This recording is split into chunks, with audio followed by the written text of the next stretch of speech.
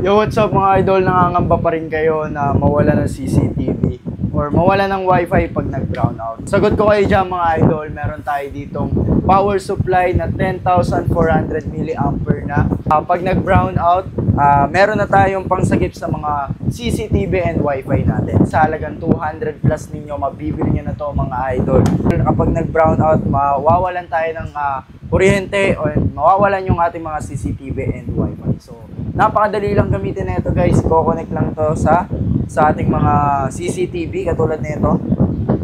Camera is starting. Please wait. So as you can see mga idol, gumana and nakikita nyo dyan is hindi nakasaksak yung ating CCTV. Ayan o.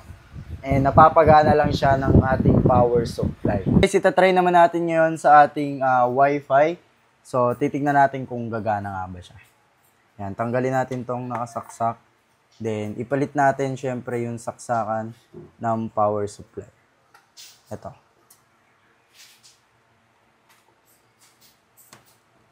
Yan.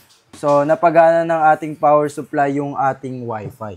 So, ito yung saksakan ng ating power supply mga idol. Ayun. Hindi siya nakasaksak.